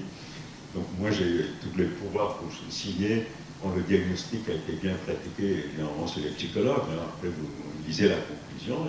Le médecin de la MDPH qui m'appelle, vous n'avez pas le droit de faire ça. Je dis, de quel droit? Il me dit, je suis monté, enfin, je l'ai engueulé, carrément. Je dis, vous voulez pas? Je vous sors la voie. Vous allez voir, donc maintenant, je vous dis, hein, heureusement que vous travaillez. Mais je suis d'accord avec vous, il y a des problèmes de prendre en charge. Il faut des places. Et ça. Et en fait, je dirais, c'est même pas le ministère, c'est les agences locales, l'ARS. Les ARS sont autonomes, hein, malheureusement. Ils peuvent, s'ils veulent. Comment on a pu créer à Bordeaux, dans le cas du CHIR, fonds d'investissement régional. Vous voyez, donc il y a ça. C'est tout ce que je peux. bonsoir. Je voulais juste savoir si vous pouvez développer le cas d'Alexis. Ce que vous avez pu, comment dire, si vous avez pu diagnostiquer ce qui était à côté de l'autisme, lié à sa douleur, et l'accompagnement que vous avez pu faire lié à l'autisme, et l'accompagnement que vous avez pu faire sur la douleur. Voilà. Voilà. Tout à fait. Qu'est-ce qu'il avait cet enfant? Alors, Alexis était donc, comme vous avez vu, autiste sévère. Ça faisait 7 ans qu'il a fait tous les hôpitaux. Il faut savoir que la famille n'avait plus confiance au corps médical. C'était logique, hein. Il a été balayé partout, y compris en neurologie, dans les grands CHU, Trousseau, enfants malades, je peux les nommer. De toute façon, il n'y en a pas beaucoup à Paris, hein, pour les hôpitaux pédiatriques. Et puis l'équipe mobile, et un jour ils disent, ben, vous savez, il y a un centre qui est ouvert, et il faut peut-être que vous y allez les voir, et complètement. Donc, ils ne voulaient pas, hein, les parents ne voulaient pas, ils vont dire encore un charlatan, c'est texto. Hein. Et puis à moi, ils sont arrivés, on a mis, donc, leur première consultation, vous savez, c'était compliqué, hein. Donc on l'a fait sous le gaz hilarant, ça dit quelque chose de mieux ou pas, 50% oxygène, 50% protoxyde d'azote. On l'a vu 3 fois. Donc on avait déjà la deuxième fois trouvé l'origine des phénomènes douloureux, l'origine de cette automutilation. Il y a eu des douleurs digestives épouvantables, déjà la palpation, avec un reflux, je ne peux pas vous le... Et puis, personne n'a songé à regarder. Nous, on regarde les oreilles, on regarde la cavité buccale, et il avait des dents de sagesse qui poussaient de travers. Vous savez, ça fait mal, hein? Personne ne fait ça. Alors c'était compliqué parce que quand nous, on l'a vu, il avait entre 5 et 6 neuroleptiques, il fallait faire un sevrage, faire une fenêtre thérapeutique, je l'ai fait hospitaliser, on en profitait donc lors de son hospitalisation pour faire ablation des dents de sagesse usagées, parce que c'était possible, il n'y a que ça, et on a gardé au moins entre 3 et 4 mois pour faire le sevrage de ces neuroleptiques. On ne peut pas arrêter comme ça, hein. Vous voyez ce que ça peut donner. Et puis on a traité, parce qu'il avait une Helicobacter pylori, qui est responsable d'ulcère, donc douleur abdominale, et puis donc finalement il est sorti pratiquement avec rien du tout. On l'a suivi. J'ai eu la chance d'avoir un excellent collègue médecin généraliste qui le connaissait bien. On a beaucoup travaillé ensemble, même avant, vous voyez, pendant la période. Et puis j'ai dit à, elle s'appelle Catherine, j'ai dit à Catherine, ben, tu le prends en charge, c'est un problème, tu nous appelles et tout. C'est elle qui l'a pris en charge pendant la sortie et tout. Et l'année dernière, je pense que au Nouvel An, j'ai vu Alexis, la maman m'a envoyé, j'ai pas le droit parce que je n'ai pas son autorisation, m'a envoyé une petite vidéo et j'ai vu Alexis qui m'a fait coucou. Il est là pas mal. Et puis je lui ai dit à la maman, j'ai le remercié, je lui ai dit écoutez, hein, quand je passerai le voir chez vous et tout. Et médecin traitant, son médecin traitant, Catherine m'appelle juste avant les vacances, au mois d'août. Avant les vacances d'été 2018, elle me dit est-ce que tu veux pas qu'on aille voir Alexis ensemble? Je dis ah oui, c'est une bonne idée, on va aller ensemble. Donc on a pris rendez-vous, enfin elle a pris rendez-vous, je suis allé chez eux en septembre, vers mi-septembre, et je peux vous dire la maison clean, hein, il n'y a plus de dégâts comme vous avez vu encore, on ne vous a pas tout montré. Cuisine complètement refaite, Alexis était là, il était bien, aucun médicament. Plus aucun médicament. Et donc il recommençait à avoir progressivement tout ce qu'il avait perdu.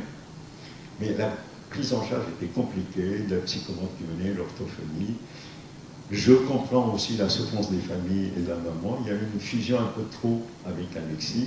Et j'ai pris la décision, personnellement, j'ai rempli un dossier MDPH, il va être là dans une maison d'accueil spécialisée pour les autistes. Avec une bonne prise en charge, il va bien. Pardon? Ah ben maintenant, il a 17 ans. Donc, on l'a placé. Alors, le médecin de la famille, Catherine, avait du mal, elle n'arrivait pas, et puis la maman Alexis ne voulait absolument pas entendre parler d'une institution médico-sociale. Moi, quand je suis arrivé, je lui ai dit, écoutez, on a fait beaucoup de choses pour Alexis, maintenant c'est moi qui décide. Ah, j'ai dit, attendez, parce qu'on voyait bien une fusion qui devenait un peu trop pathologique, entre guillemets, c'était pas bon. Donc, du coup, elle a accepté. J'ai fait le dossier MDPH et j'ai pu trouver une masse dans la région parisienne où ils sont vraiment spécialisés autistes. Donc, ils vont le prendre en charge dès que là, il va commencer progressivement, bien sûr, une journée par semaine, ensuite 2 jours. Voilà. Il va bien. C'était uniquement donc problème dentaire et problème digestif. Il a été assommé par des neuroleptiques.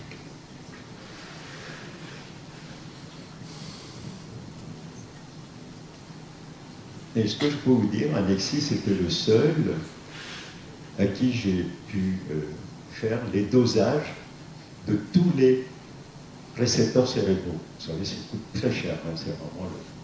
Tous les récepteurs étaient totalement saturés, vous pouvez lui donner tout ce que vous voulez, ça nous traversait. Donc c'est pour ça que ça a mis du temps de le wash out dans la Belgique. Tout était saturé.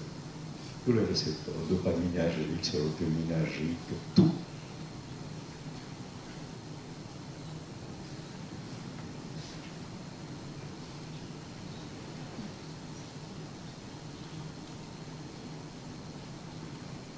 Oui, il faut être simple avec ces personnes. Moi, je dis toujours aux étudiants en médecine, parce qu'on a la chance que dans mon CHU, le doyen, on fait des cours pour sensibiliser les personnes, les étudiants futurs internes, futurs médecins, comme on dit,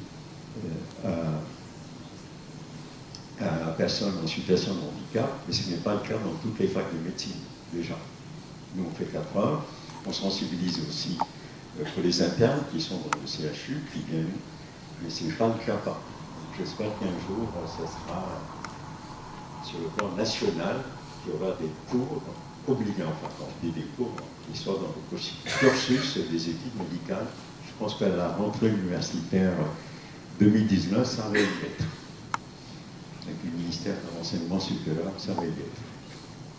Obligatoire. Je ne sais pas une obligation, ça sera dans le cursus.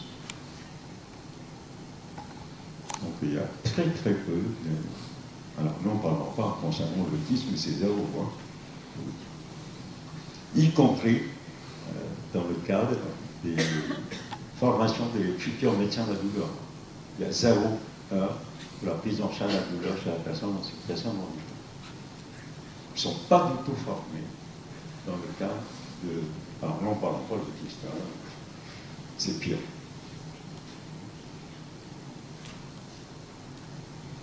Donc voilà. Si vous n'avez pas de questions. Merci en tout cas. Oui. Oui, bonsoir. Moi j'ai un problème, j'ai un fils de 25 ans qui a très peur des piqûres. Et le souci c'est qu'on a un vaccin à faire cette année. Et je retarde, mais il faudra bien que je le fasse sur mon père. Il faut l'habituer. Vous savez, il y a des pictogrammes, il y a des choses. C'est l'habituation aux soins. Ça s'appelle l'habituation aux soins. Vous avez plein de trucs, ça marche bien. Vous savez, dans les tablettes numériques, vous avez des trucs gratuits. Vous pouvez aller sur Santé BD, par exemple, il y a des choses gratuites. Vous voyez, on les habitue, ce qu'on appelle aux soins. Je lui montre le pictogramme. C'est plutôt quand il va voir l'aiguille, ça. Non, mais il y a toute une façon de les prendre, quoi. Vous voyez, oui, tranquillement, et puis ça peut très vite, c'est même pas 2 secondes la piqûre vaccination. Mais habituez-le, vous voyez, tranquillement, pour prendre son temps, pour ne pas se précipiter. Ça s'appelle, c'est pour ça qu'il y a des pictogrammes, il y a des choses qui ont été mises en place dans les tablettes numériques, justement. Et parfois, sur le plan ludique, ça marche. Nous, j'ai oublié de vous dire, on prend son temps, évidemment, je ne suis pas du tout à la tarification de l'activité, hein. Je suis sorti de ça. Vous voyez, je fais 2 le matin, 2 l'après-midi, enfin, mon équipe. Rien, 2 le matin, même la salle de soins, on l'a équipée. Vous avez un pont de mur qui est un écran de cinéma. Donc on a un gros truc. On demande aux enfants, même aux adultes, ce qu'ils ont envie. On n'a pas tous les DVD, hein, évidemment, on achète au fur et à mesure. Ça marche très bien, ça distrait. Donc on fait plein de choses comme ça. Et on oublie que ça fait partie des soins. Et puis s'ils n'aiment pas les DVD, s'ils n'aiment pas regarder, on a aussi équipé la salle de musique, ce qu'on appelle, on a toute une chaîne, et pareil, on demande quel type de musique. Et puis tout ça, ça fait partie des soins. Donc avec la distraction, comme ça, on y arrive. À faire des choses, on n'a même pas besoin du gaz, comme on dit, le gaz hilarant. Pardon? Un cabinet médical, vous ne l'avez pas. Non, il a déjà eu droit à ce gaz-là à l'hôpital de Saint-Malo. Ah oui, à l'hôpital, c'est normal. Ça marche assez bien, parce qu'il ne voulait pas le masque. Oui, mais il faut les habituer aussi au masque. Nous, quand il y a des institutions médico-sociaux, parce qu'il y a tout un questionnaire en amont, on demande plein de choses avant qu'ils viennent, quand ils disent voilà, c'est ça, ce qu'ils font, on leur donne un masque, ils viennent chercher un masque, ils les habituent au fur et à mesure. C'est l'habituation aux soins. Et puis quand ils viennent, il n'y a pas de problème. De toute une façon, on ne va pas se précipiter pour les soins. Hein. C'est pour ça qu'il y a, je vous dis, il y a Santé BD qui a fait plein de trucs proactifs, enfin, il y a plein de sites sur Internet, vous pouvez télécharger, qui sont bien faits. Hein. Ils sont en plus éclatés. Il ne faut jamais se précipiter avec les personnes autistes. Jamais. Y compris, je dis bien, les personnes autistes de haut niveau. Je peux vous dire, c'est aussi compliqué leur prise en charge. Pas évident du tout. Ils ont aussi d'autres pathologies associées en plus.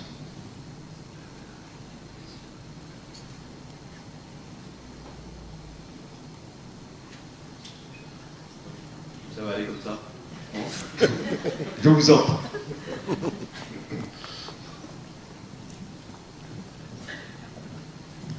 Merci. Bonsoir. Bonsoir. Comment explique-t-on que dans une population désignée comme autiste, il y ait 20% de femmes et environ 80% d'hommes? Oui, alors je vais vous expliquer, on est en train de...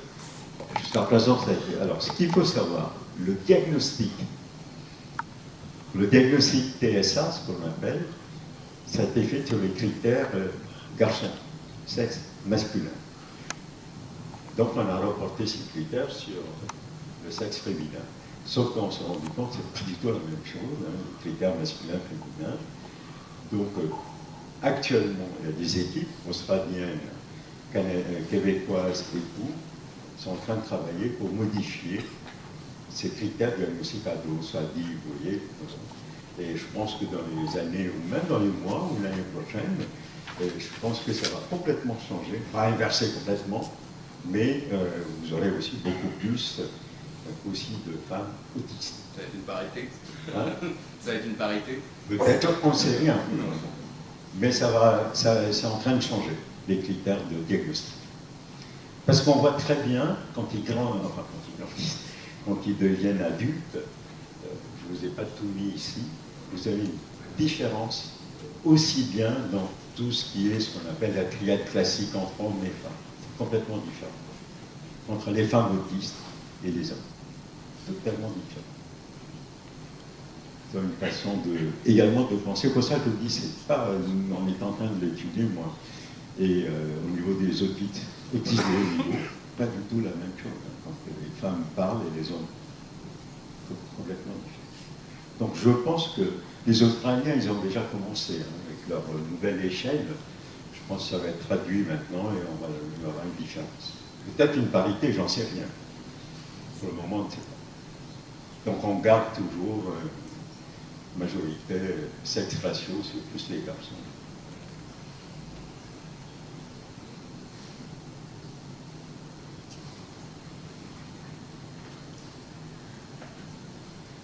Et puis l'origine génétique avance aussi beaucoup. Voilà. Quand je dis ça avance, 800 gènes, peut-être pour le moment, donc ça va arriver peut-être.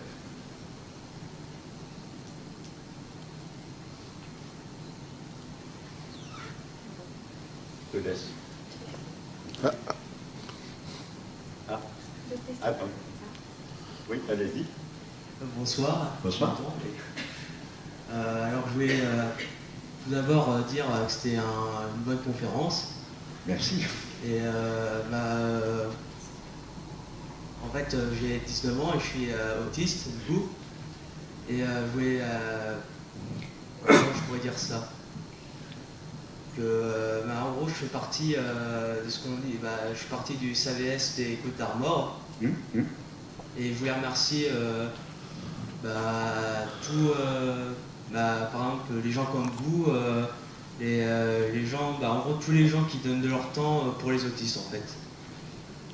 Je voulais remercier les gens comme ça. Merci. Vous savez, moi, je les ai bien... Je vous ai bien prévenu que ce sont vous qui m'avez tout appris. Hein. Vous avez entendu, j'ai dit les familles, les autistes. J'ai d'excellents amis, je suis ravi. À chaque fois que je les vois, j'apprends plein de choses. On ne va pas le nommer, Joseph Chouanec, Laurent Savard, il est papa de Gabin, Tristan, tout ça, Eugénie Touré, qui sont des autistes. Je suis ravi à chaque fois. Et même si on m'apprend un coup, à chaque fois, ils m'apprennent plein de choses. Même maintenant, ou Stéphanie Bonnet-Guillot, j'ai tout appris grâce à eux. Et puis aussi les familles. Les familles des enfants des autistes. En tout cas, merci, c'est vous qui m'apprenez. Moi, je n'apprends pas dans les livres. Et je dis, j'apprends tous les jours. Tous les jours, j'oublie, je vous dire, le dernier truc que j'ai appris, c'était... maintenant, je fais plus les adultes. Parce que j'explique aussi aux adultes, je vais réflexier. Je dis, je vais ausculter votre cœur, et puis moi, je l'ausculte moi-même. Je rigole un peu, hein. Ça fait du bien. Et puis j'ausculte, et puis à un certain moment, je ne sais pas, l'idée m'est venue, j'ai dit, mais est-ce que vous voulez ausculter? Est-ce que vous voulez entendre votre cœur? Le sourire, j'ai mis le stéto, je vous le dis, j'ai appris encore un peu. Ils adorent entendre leur cœur. Que ce soit les enfants, maintenant, ça y est. Vous voyez, c'était il y a quoi? Il y a à peine 10 jours, j'apprends tous les jours. Un enfant discommunicant, il était ravi, il fallait voir le... Bon, il n'y pense pas sur le coup de filmer, parce que c'est un peu compliqué. Mais vous voyez, on apprend tous les jours. C'est grâce à vous, à être vraiment en immersion, je dirais, avec les autistes, avec les familles. Je comprends très bien la souffrance. Je passe parfois une journée, ou même un peu plus, Sylvain Mercier, qui j'ai passé, je peux vous dire, moi j'admire les familles, j'admire les mamans. Même des autistes de haut niveau. Hein. Pas 5 minutes. Alors, vous voyez, des autistes comme Alexis qui sont dans les familles, j'en ai encore vu il y a un mois. Enfin, je les prends plus en charge de mon équipe maintenant, mais comme l'équipe mobile m'a dit, est-ce que tu veux pas me donner une idée? C'était ça. Quoi. Moi, je vous remercie. C'est vous qui m'apportez. C'est vous les familles aussi, les familles des enfants. C'est pas dans les livres, hein. On peut toujours écrire un grand truc. Je n'ai rien contre ça. Hein. Au contraire, ça avance. Tant mieux, la recherche avance, mais moi, c'est pas mon domaine. Moi, comme je dis toujours, je suis un médecin de base et il faut essayer d'être modeste. Et on oublie que ce que les maîtres nous ont appris. Quand je dis les maîtres, je remercie mes maîtres à moi, vous observez, vous inspectez, vous palpez, vous percutez, vous auscultez, vous faites un diagnostic. On n'a pas besoin d'IRM, pas besoin d'échographe, vous faites un diagnostic. Et on oublie ça. Vous voyez? Et j'essaie d'enseigner ça, de revenir à ce qu'on appelle la médecine de base. Vous savez, à l'époque, on n'avait pas d'IRM, on n'avait pas de scanner, on n'avait pas d'écho il y a quelques années. On faisait bien le diagnostic, on faisait bien le traitement. Mais je ne dis pas qu'on en a besoin, hein, des cas précis, mais il ne faut pas se précipiter sur quelque chose. L'examen clinique de base, c'est ça. En tout cas, merci. Vous les autistes.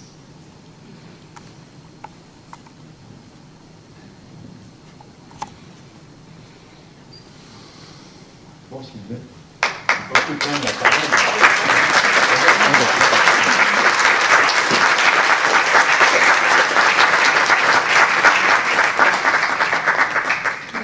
merci à toi, Gia, pour cette soirée très éclairante. C'est gentil.